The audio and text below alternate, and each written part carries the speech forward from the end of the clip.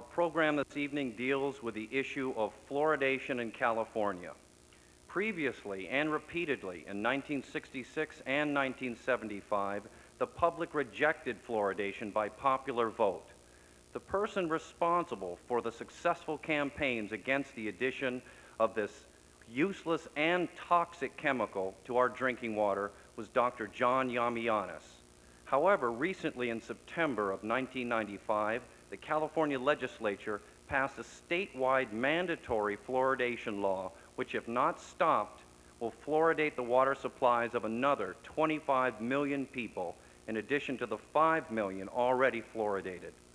Dr. Yiamouyiannis is better known as Dr. Y, an internationally known opponent of water fluoridation, and is leading the campaign to put this issue on the state ballot. Now, for the benefit of those who will be listening to this program via audio tape or viewing by videotape at a later time, for more information, you may contact the Safe Water Foundation, California Fund, 6439 Taggart, Taggart Road, Delaware, Ohio, 53015. The telephone number is area code 619-548-5340.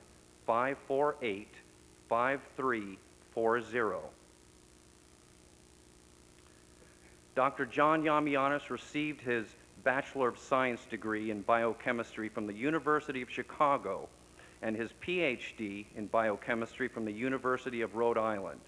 He is recognized as an international authority on the biological effects of fluoride and has served as a science consultant on fluoridation in the United States and abroad. Please join me in welcoming Dr. Yiamouyiannis.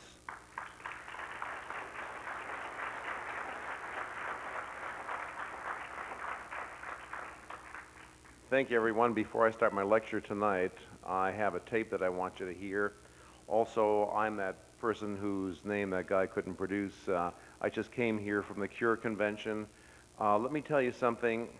We want to make sure that we get the full story, even from our people. And what happened to the Cure Convention, for those, anybody attend the Cure Convention from here? All right, I'm sorry. The thing was not as peaceful a convention as you would think. Some of the same dirty tricks were played there as they're played, actually seemed worse there. I mean, the people from the podium, the people from the audience, it was not a pretty sight. The idea of the convention was to unify, and I think what we did was we did not unify. So don't rest your, rest your faith on that. But I'm here tonight to talk about fluoridation, and before I start my talk, I want to have you listen to a song that was written by somebody here in California. I think maybe set the mood for it and show you what people can do who are basically inspired by themselves to go ahead and do something. We will be having this tape available later on. It'll have to be retaped and remixed, but this will give you a good idea of what people can do who out of their heart understand what's going on, and I'll explain it later on. Could you run the tape, please?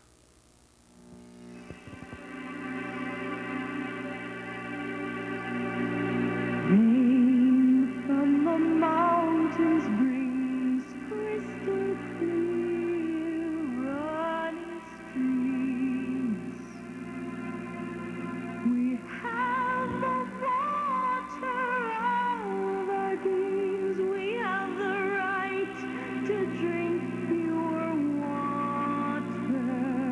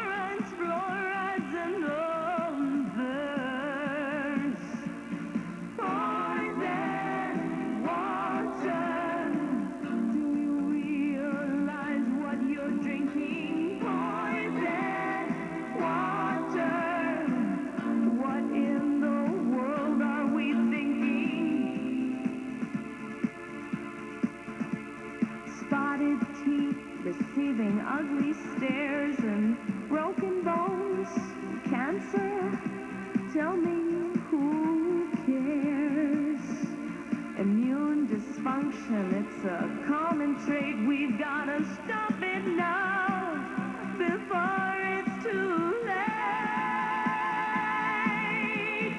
Poison water. Do you realize what you're drinking? Poison water. What in the world are we thinking? Oh yeah. Listen to what we're saying. Fluoride is a poison, you better start praying. Mouthwash and toothpaste, it's all over the place. There's no time to waste. The danger is real. Call your elected official. Tell them how you feel.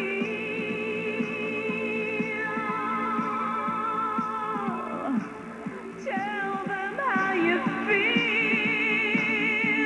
Yeah, yeah, yeah. Come on now and take a stand. It's fluoride we've got to ban. Come on now, lend a helping hand. It's fluoride we've got to ban. Poison water. Do we realize what we're drinking? Poison water. What in the world are we thinking? So come on now and take a stand. It's fluoride we've got to ban. Come on now, lend a helping hand. It's fluoride we've got to ban. Poison water. That's good enough. I'll be starting my talk now. The reason I came here was on the invitation of somebody I met at another convention. It was lined up. I know that we're all of one mind on this. And to give you an idea of what's going on now, we had a bill passed last year. I think it was passed something like 48-16 by the House and 22-10 by the Senate, and signed by Pete Wilson. No surprise. This thing was greased to go through. There's no question about that. There were other groups who were working against me, who supposedly should have been working on my side, saying, we're going to stop it in the committee. We're going to stop it in the House. Write to your legislator. Write to your senator. Let's testify before the Senate hearing. Let's testify before this House hearing. Let's write to the governor. And believe me, there was only one voice out there who was saying, these guys are crooks. These guys are thieves. These guys are worthless. These guys are in there because we have not taken action previously. We've had a choice between a Republican and a Democrat. And believe me, ladies and gentlemen, when you have a choice like that, it's always going to be the lesser of two evils. And the question is, which is the lesser of the two evils? And the second thing is, there's so little difference between the two. Not only is it hard to tell, but it doesn't make any difference anyhow. In every legislative district, we should be running independent candidates time after time, so when we go to the polls, we have a choice. We don't have a choice now. And we didn't have a choice. And you want to know something?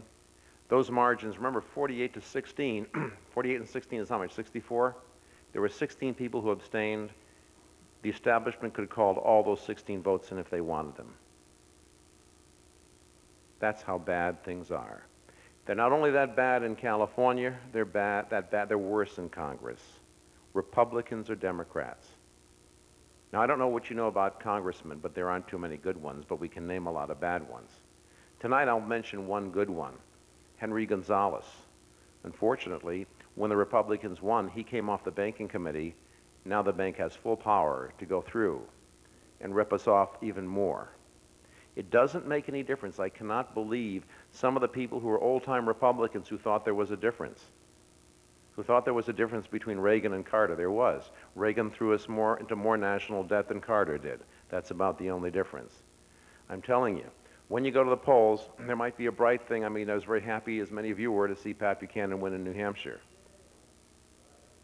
But you see what's happening to him.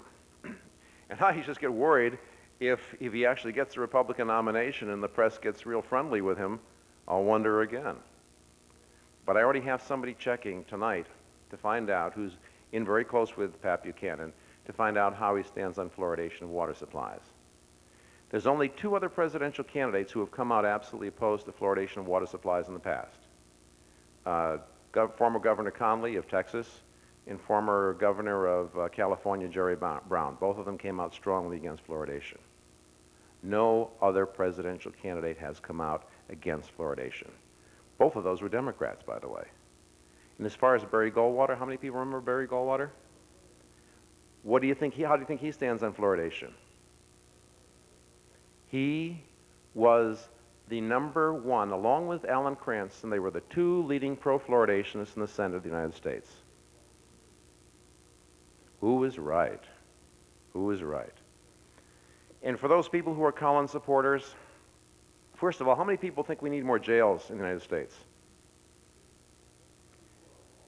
2 people, all right? Charles Collins believes we should put more money into jails in a country where we have more people incarcerated per capita than any other nation in the world.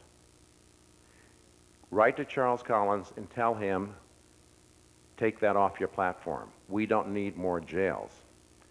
Even the bureaucrats that we put in there when we take over won't be enough to fill the empty spaces of all the political prisoners, people who were put there by the IRS for no reason at all and serving 20-year prison terms. There's no question that we've got to get rid of all these other things. We talk about the militia, the right to bear arms, and I've spoken in front of militia groups, and believe me, I don't care who knows. Because quite frankly, I think these people are patriotic. I think these people understand what freedom is. They're willing to fight for it. And I support them completely. I don't support people going around shooting each other up, but I haven't seen it in this country. There's lots of guns out there, but the only people I know who are shooting each other up, these drive-by shootings, and the Bureau of Alcohol, Tobacco, and Firearms, killing our fellow citizens in places like Waco. But what I tell these people, you can have M1s, M16s, you can have 45s or 357 Magnums. You can be well prepared when they come and surround your house. But when you turn on the water faucet, there ain't no bullets. They're going to shoot the fluoride down. And if you don't think they can add more fluoride to the water and just wipe you out, tell you in 1979, I was called into Annapolis, Maryland by the newspaper there. They had put in as much as 50 parts per million fluoride in the water supplies. They had killed the entire fish population in aquaria, except for the goldfish. They can handle about 100 parts per million. But all the tropical fish died. We had heart disease rate go up about 500%. Deaths from heart attacks the week after the spill was 500% higher. The idiots in the health department were trying to keep it quiet because they figured this would be harmful for the campaign to fluoridate. And I was called in by the newspaper, by the press, by the media, because they smelled a rat. And they felt it was fluoride. They knew who the #1 person in the nation was on fluoride, so I came in there. We determined up to 50 parts per million fluoride in the water had been spilt there. We went to Coca-Cola and Pepsi-Cola, which had bottling plants, and their product with the high fluoride hadn't made it to the consumer yet. And we asked them to recall their product. They wouldn't do it. So we went on radio and television, analyzed the fluoride levels in the Coke at 27 and 35 parts per million, and told people this was hazardous. But people did die. And we watched the mortality rates over the next 2-3 years, up about 500%, and then back down slowly. So don't think they can't do it. They can put fluoride in the water that will kill you within a week or less without you even tasting it. And they've got enough in the plant to do it. Now, that's higher levels of fluoride.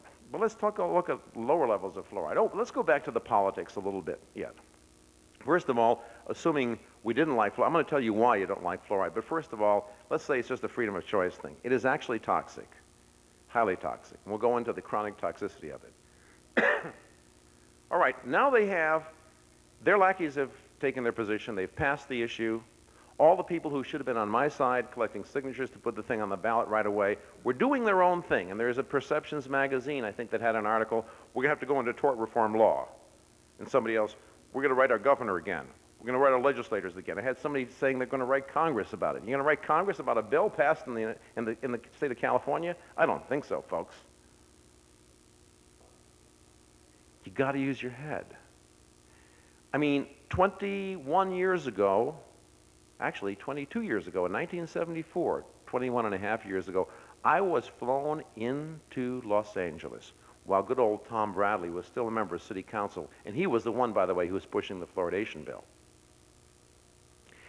And the wheels of my plane had just hit the airport runway, got off the plane, was whisked off to the Los Angeles City Council chambers to listen to the final vote that fluoridated Los Angeles. My job, because they knew this was going to happen, was to get the issue on the ballot and have it voted out the following year. And what I did was, I came here, got it on the ballot, and got it voted out the following year. You want to know something? I didn't do it by myself. I had people like you. I was a lot younger then. I was scared by the city that was 30 miles wide and 70 miles long. My goodness, with over 3 million people in it. But you know, in some way, and this happened in 100 other campaigns that run across the country. By the way, I just came from Wichita from that convention. I stopped fluoridation in Wichita also, about 20 years ago.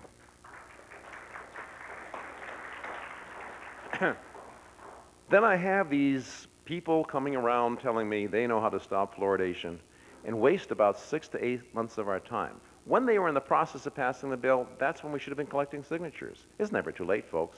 That's not the problem. But you know, when I stop fluoridation, I don't do it by myself. And that means that every single one of you, anybody want to stop fluoridation in California? Anybody want to help out stop fluoridation? Anyone want to help out monetarily to stop fluoridation?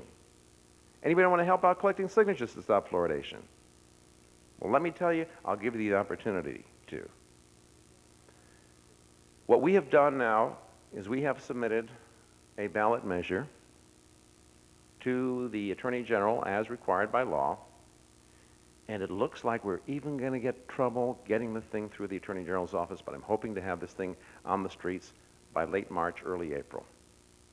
And the reason is, we point out, whereas fluoridation has been shown in the literature to cause bone damage, 4 studies in the Journal of the American Medical Association, higher hip fracture rates in fluoridated areas, have it right in there. Whereas fluoride has been shown in the literature, scientific literature, to cause cancer. My studies, along with studies from Argonne National Laboratories and Battelle Research Institute, the one that invented the Xerox machine, confirmed by the chief toxicologist of the US EPA's Office on Water Quality, Dr. Bill Marcus, who was fired after he pointed it out, and who sued the EPA and was reinstated with back pay and $50,000 in punitive damages and lawyers' fees. Not bad. And whereas fluoride has been shown in the scientific literature to do this, this, and this is a law to prohibit and ban the addition of fluoride or fluorine-containing substances to the public water supplies of the state of California.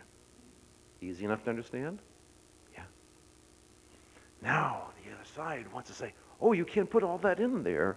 You can't put all that in the bill. Well, the other bill was passed saying, whereas fluoride reduces tooth decay and saves in dental care costs and so forth and so on. Well, as a matter of fact, if they give us problems on this, we're going to go right into court, because in this particular court action, we got them. You see, we've had this in court before. I've used the other methods before. The first case we ever tried on fluoridation was tried in 1978, and the judge's decision was he ordered a halt to fluoridation immediately.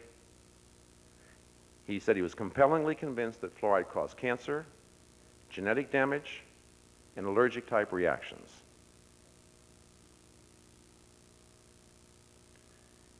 And what happened to that?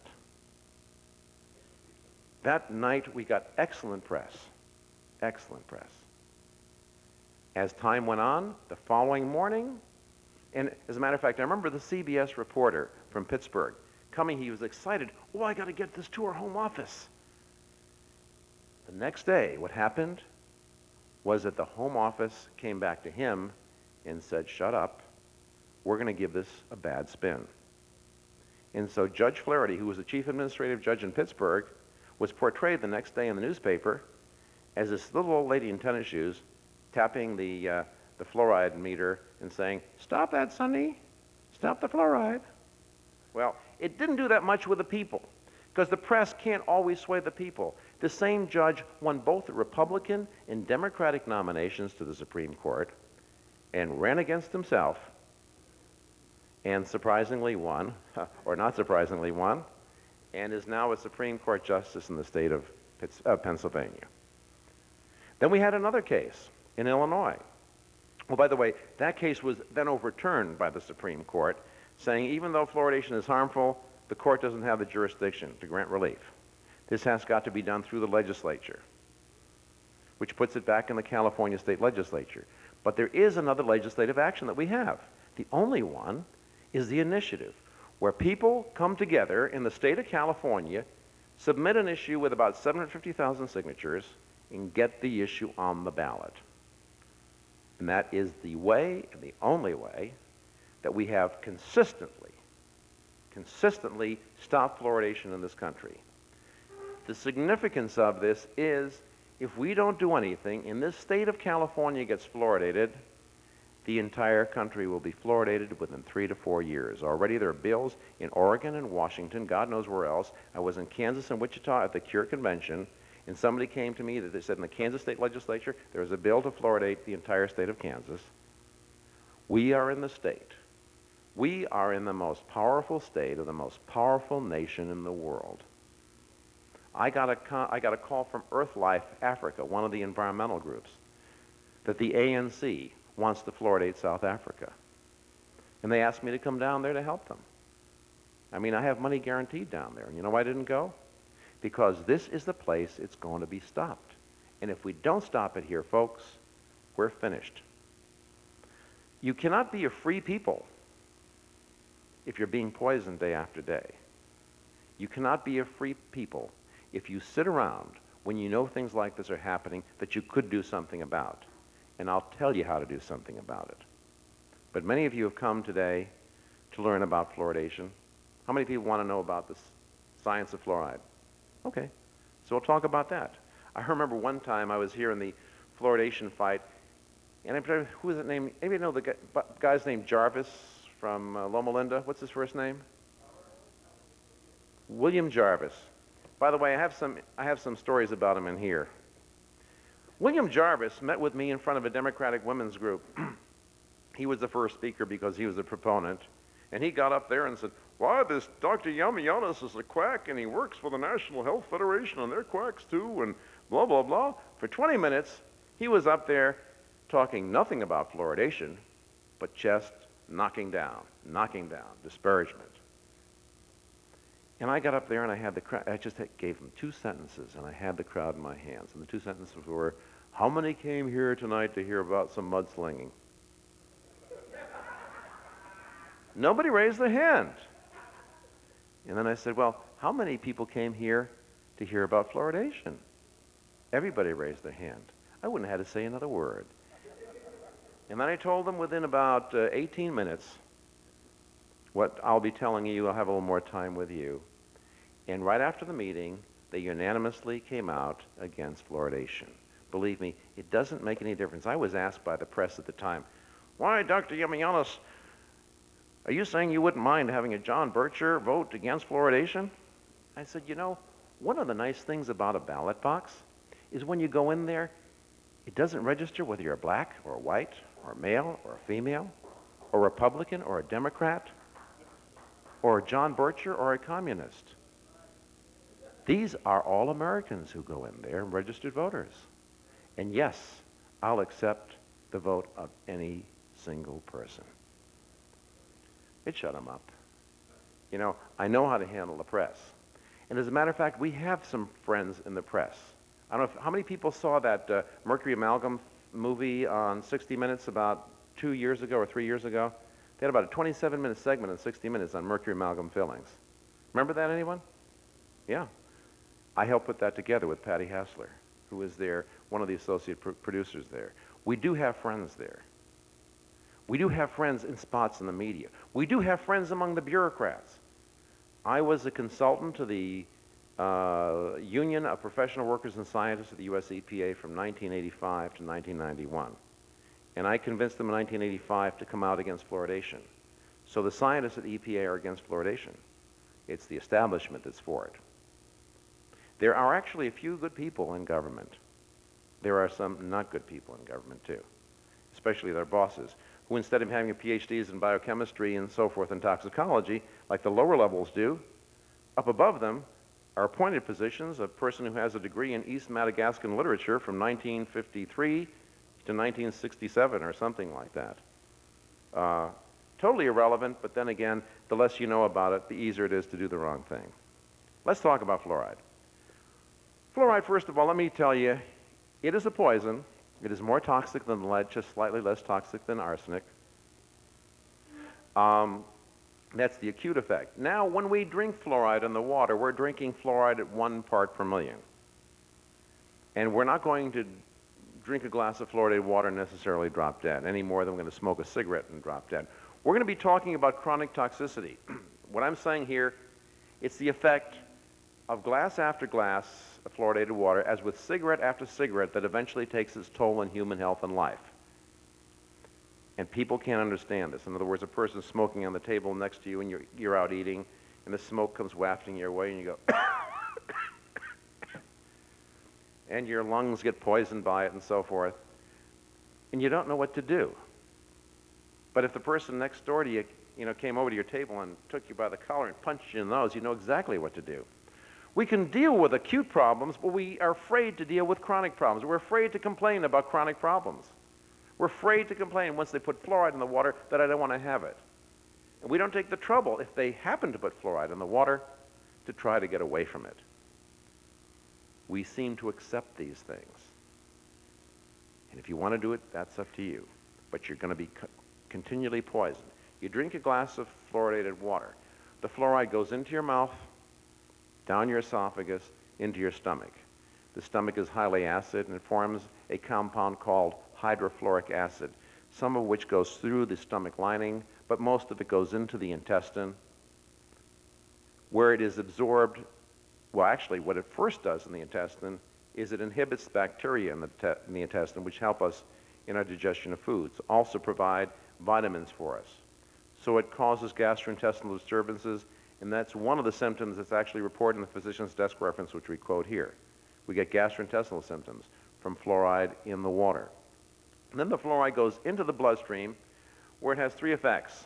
It depresses blood vitamin C levels, primarily because blood vitamin C is there as a detoxicant. It detoxifies. And fluoride enters white blood cells and releases free radicals, which vitamin C then has to gobble up. But it still damages our body by means of doing that. It also, by means of doing that, weakens our immune system. 1 part per million fluoride reduces our immune system's ability to fight off diseases and substances and foreign agents that come into the body by 30 to 70%. Listen to that, folks, 30 to 70%. Now, if the AIDS statistics were better, we might be able to find a meaningful relationship. We did a poor survey and found that the AIDS levels were about 3 times as high in fluoridated cities versus non-fluoridated cities.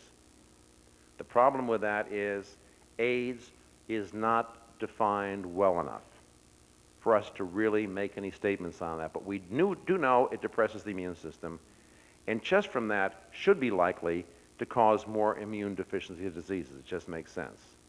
And by the way, fluoride's not the only thing that depresses the immune system. We have only 1 book left on the AIDS thing back there, but many of the over-the-counter drugs depress it. Cortisone certainly depresses it. many prescription drugs. As a matter of fact, most of the we took the 10 most often used prescription drugs and the 10 most often used non-prescription drug, over-the-counter drugs. Most of them depress the immune system.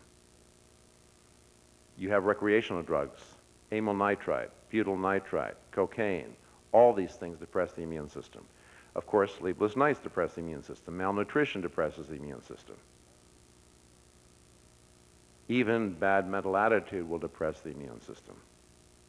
All these things, when they add up, will cause immunodeficiency and allow you to succumb to diseases that you would otherwise not succumb to. And these are what I call immune deficiency diseases.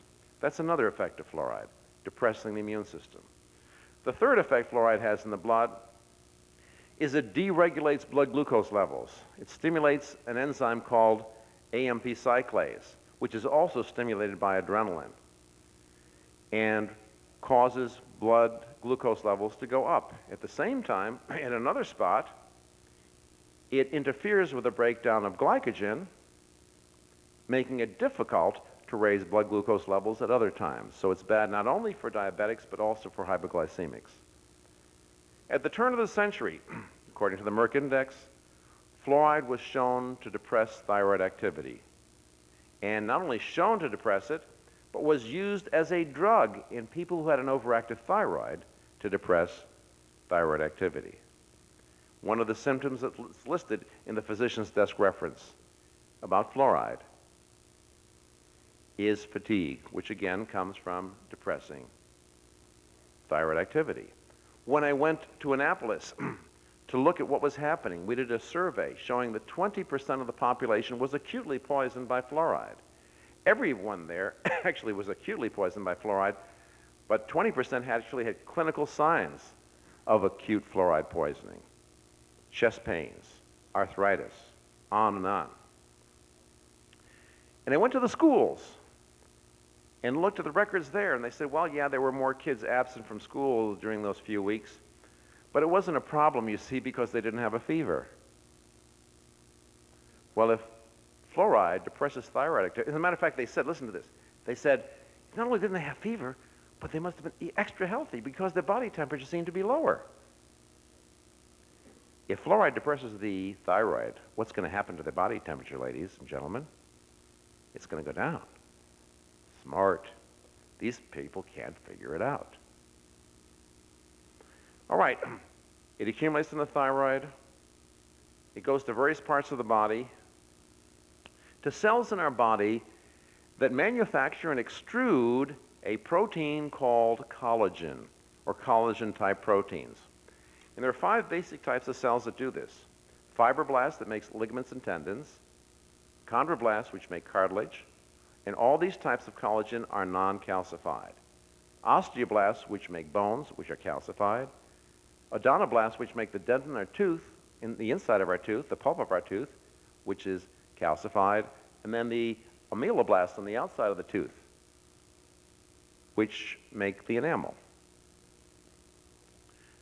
Every one of these cells is poisoned by 1 part per million fluoride. As a matter of fact, if we feed experimental animals, excuse me, 1 part per million fluoride, we get breakdown products specific for this particular class of protein. And if we feed it in the water supply, the first thing we notice is interference with the calcification of tissues that should be calcified, over-calcifying certain parts and under-calcifying other parts. So with a tooth, you get these white chalky areas in the teeth that you see in 30 to 50% of the children living in fluoridated areas. It results from improper calcification and mineralization of the tooth. The same thing is going on in the bones. You get repetitive stress injury that goes up, bone fracture, bone breakage. 4 papers in the Journal of the American Medical Association that showed that hip fractures were higher in fluoridated areas versus non-fluoridated areas, and that was the purpose of the study. 4 papers in the Journal of the American Medical Association since 1990 showing increased hip fracture rates in fluoridated areas. But we also get calcification of ligaments and tendons, which shouldn't be calcified, and cartilage, which should not be calcified, causing osteoarthritis. And because these proteins are malformed, sometimes the body begins to recognize them not as itself, but as something else. And you get autoimmune reactions. You get not only osteoarthritis, but rheumatoid arthritis, which is arthritis which is a result of your immune system attacking your own body's joints. I can go through a couple of more things, but eventually the fluoride is taken by the kidney and accumulated there to be removed from the body. And during that accumulation process, you get kidney damage. The person goes on to hemodialysis. If the hemodialysis is done with water that is fluoridated, these people will die within 3 to 5 years of osteomalacia of acute fluoride poisoning. Now let's talk about some of the serious things that fluoride does. Fluoride acts by means of breaking what are called, in biochemist term, hydrogen bonds. These hydrogen bonds hold the double helix structure of DNA together. By means of destabilizing the helix, it can actually cause chromosomal or genetic damage. But lucky us, we have a system in our body that repairs that damage. So if we're out in the sun, if we drink fluoridated water or something else, there's something called the DNA repair enzyme system, which repairs the damage done to our genetic material. Guess what, folks? 1 part per million fluoride has been shown, thank you, has been shown to reduce the DNA repair enzyme system by 50%. The scientific reference is in here along with the other 500 or 600. But lucky us, because when the cell is damaged, let's say it's a sperm cell that's damaged, and that sperm cell fertilizes an egg. And that egg and sperm cell's genetic material intermix, and then the cell starts dividing. That genetic damage is carried to every single cell in that person's body. And when they mature as a male or a female, every egg and every sperm will have that genetic damage carried on.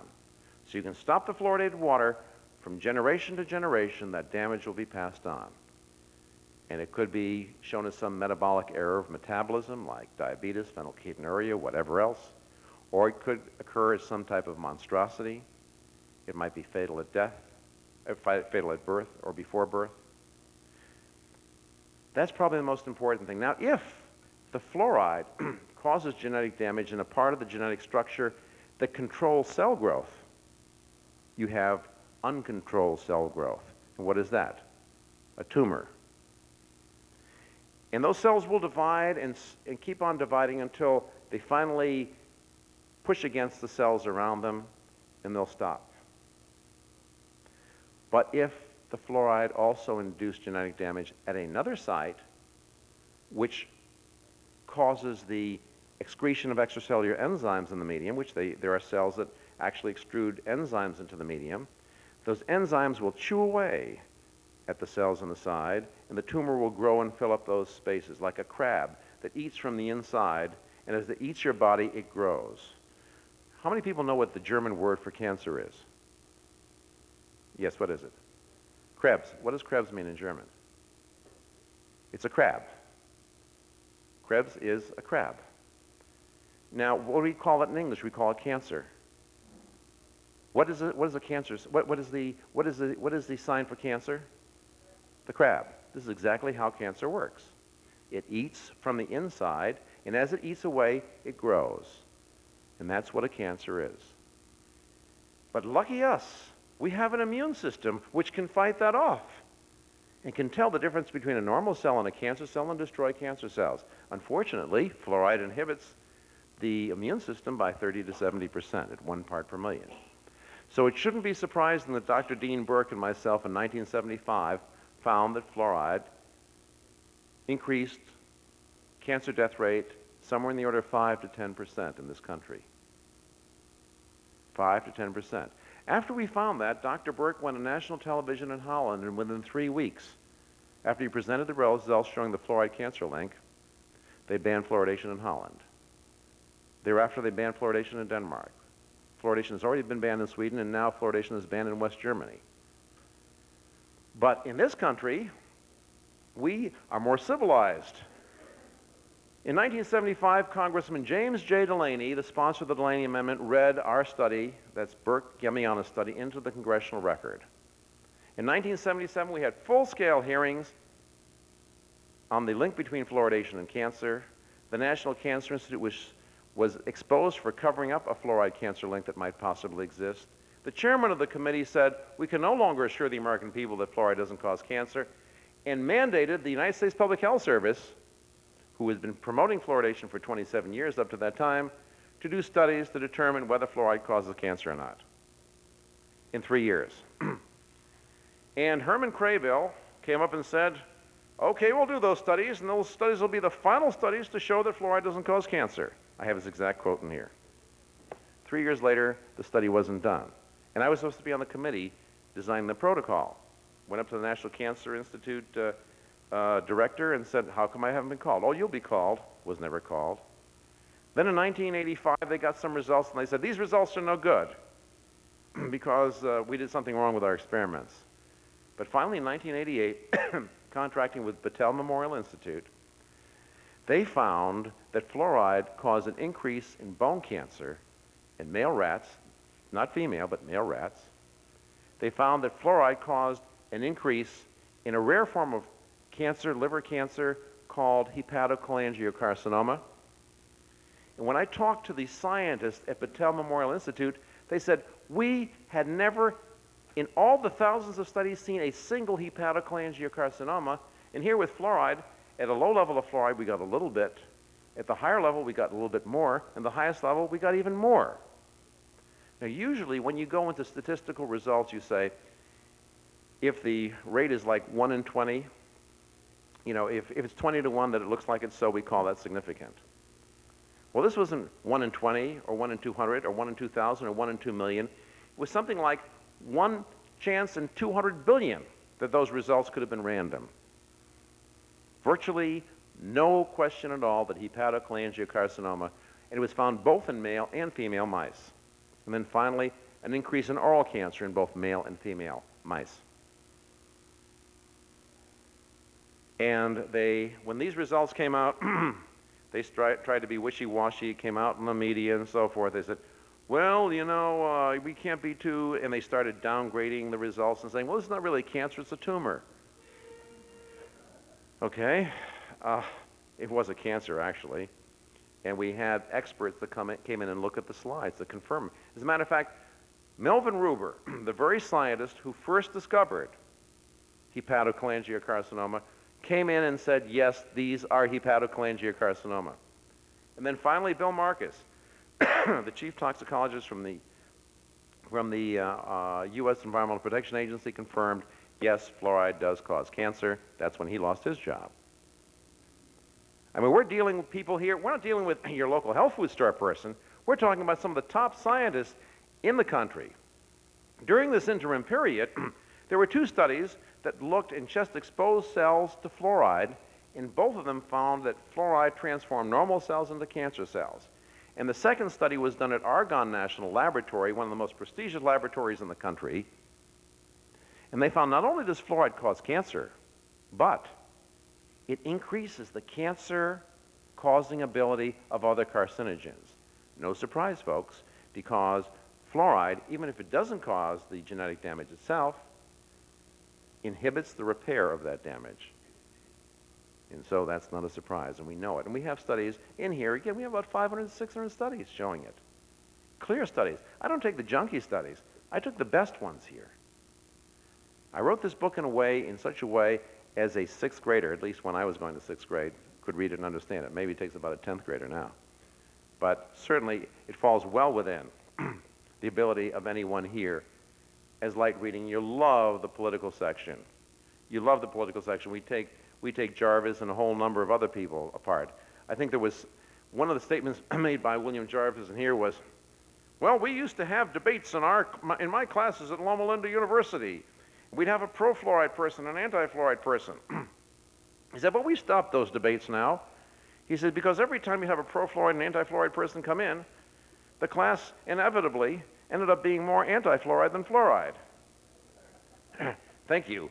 Thank you, mister. I guess the next thing, Mr. Jarvis, you'd like to do, or Dr. Jarvis, excuse me for downgrading you, is start chipping away on the First Amendment or just banning it altogether.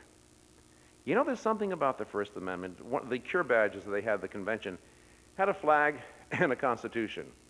And I said to myself, you know, if I had my choice between the two, I'd let the flag go, because that's just a symbol. But the Constitution is the heart and soul of this country. And you watch these people. They will try, and they are trying, and they're successful in taking it away from you. Now, I'm not telling you that by helping me in this fluoridation campaign, that it's going to take the IRS off your back, that it's going to get rid of the Federal Reserve System. But I'll tell you one thing. To the other side, fluoridation is their symbol. Because if they see we're strong in fighting this, they know we're still out there, folks. If we take this thing into our water, not only can they knock us down, not only can they have us drag our feet and slow down our thoughts because we don't have the energy to think anymore, but it will also show them that we're alive politically. You know, the relationship between health and politics is very close. What do they say? I will tell you, unless you continually, day after day, work on maintaining good health by good nutrition, proper exercise, good mental attitude, sleep, environmental health, your body is going to go down. Unless, what they use the words eternal vigilant, unless you are eternally vigilant, not just once in a while coming to a meeting like this, but day after day.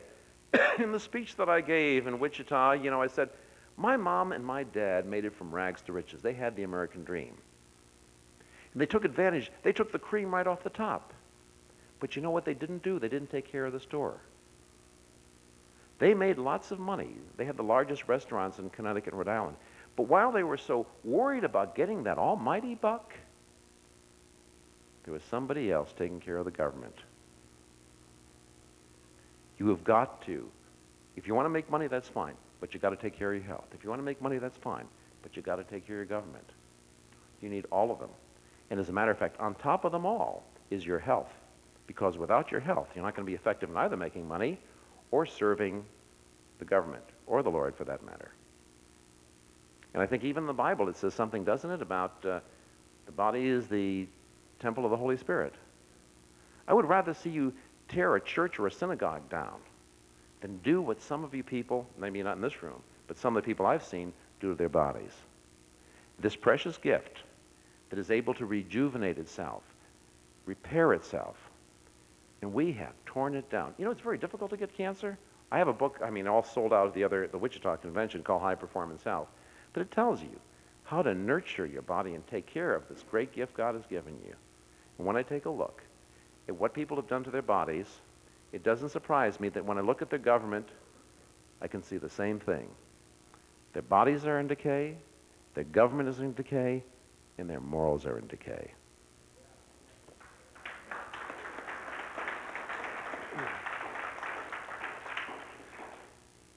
I mentioned at that convention in Wichita that whoever takes this battle on, if they think they're going to fight this battle at the physical plane, and by the way, the people, most of the other candidates there were trying to fight for that campaign delegates at this level, are going to lose. Because what we're dealing with is not a battle at this level right here. It's a battle at a higher level, on a spiritual plane, and it's a battle, ladies and gentlemen, whether it's for president or fluoridation or anything else, it's a battle of good against evil, and don't forget about it.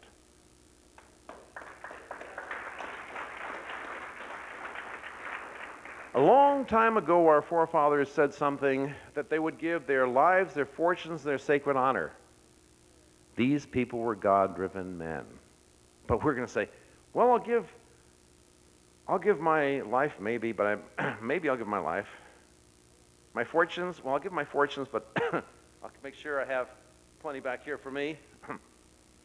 And my sacred honor, well, I'll collect some signatures for you, but that's if you find me.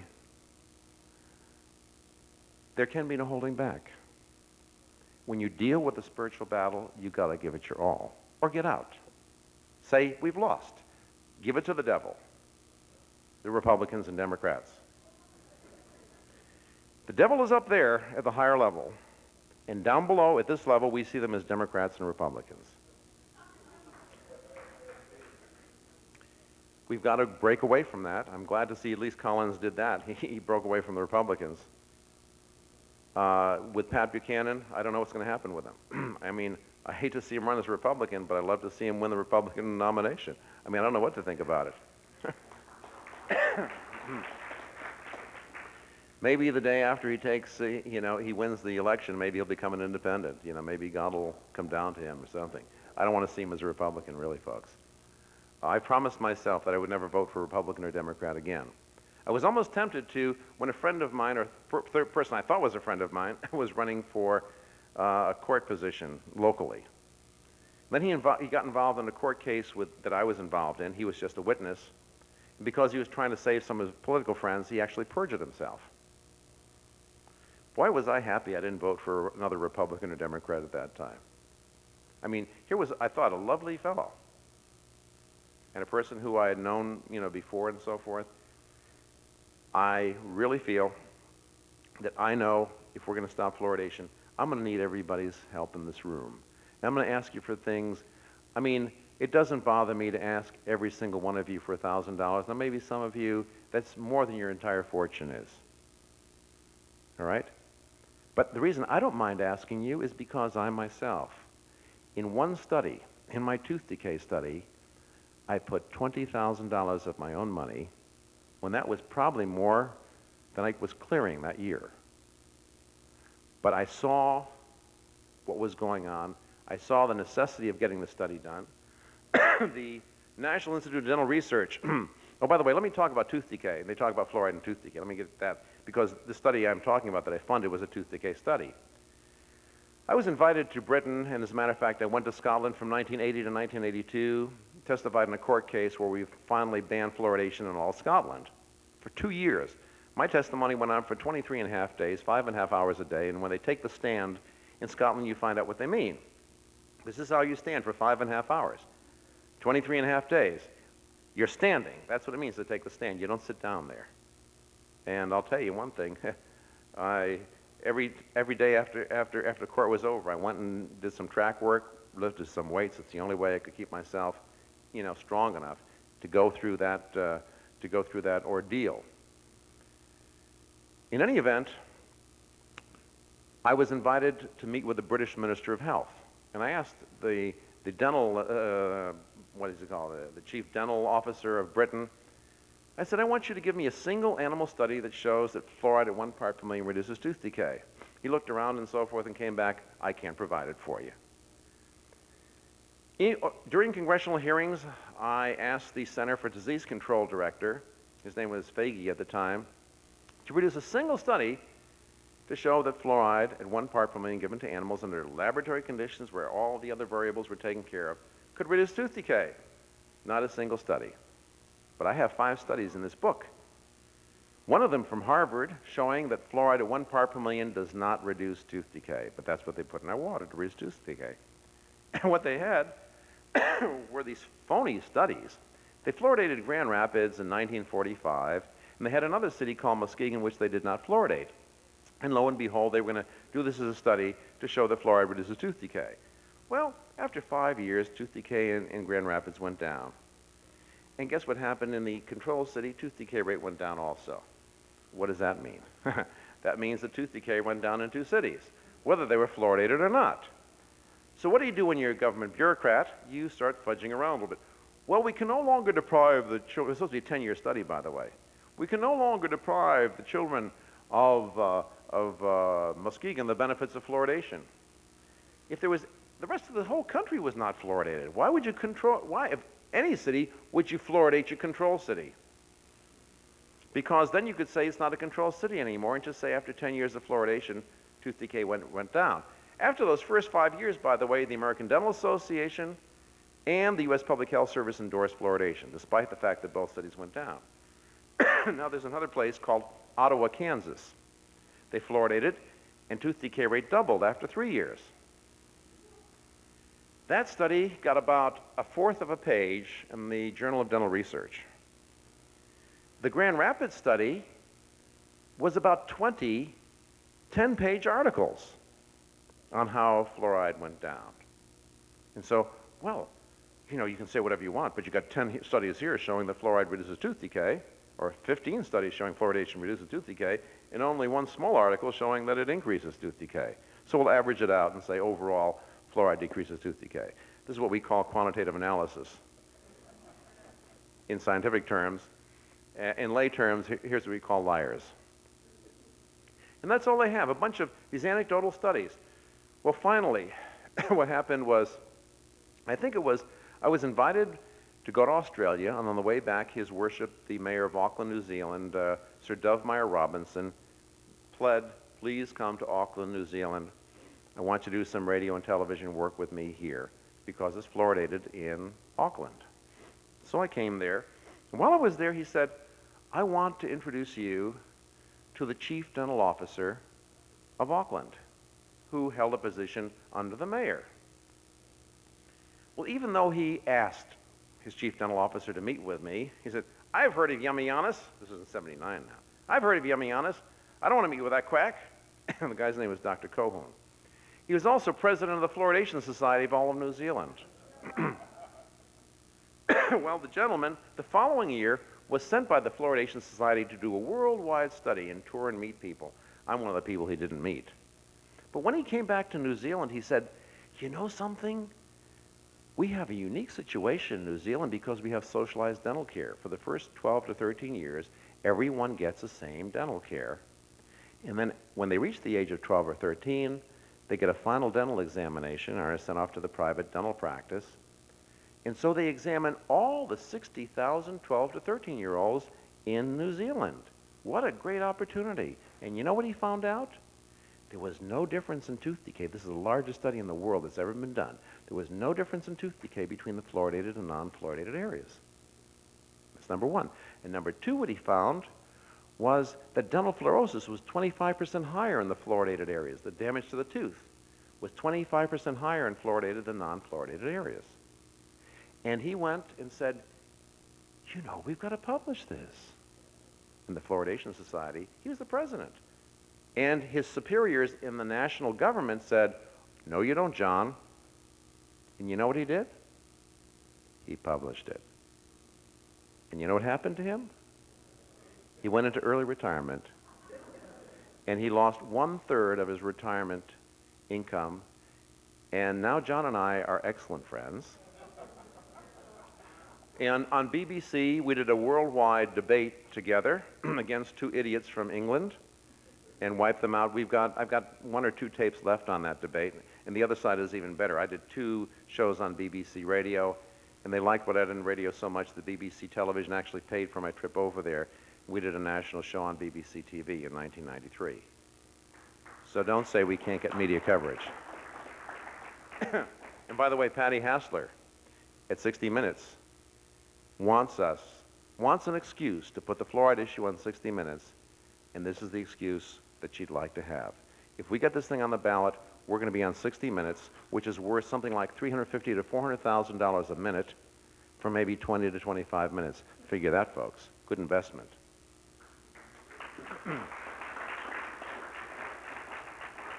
Now, to get to my study, this is where I blew my 20,000 bucks. The National Institute of Dental Research did a study in 1986 and 87 of 39,000 school children, and this is better in some ways because these children were from 84 areas around the country, 1/3 of which were fluoridated, 1/3 of which were partially fluoridated, 1/3 of which were not fluoridated at all. And 39,000 school children ages 5 to 17. And I asked for the little discs. You know, we have computers now. We can put all this information on discs and just plug it in and manipulate it any way we want to. And I asked for the disc. Well, first of all, they said they wouldn't give me any information.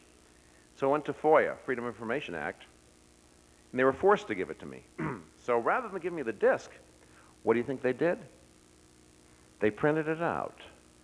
39,000 children, every surface on the tooth of 28 teeth, 160 surfaces, for 39,000 children. Figure how many figures that is. We got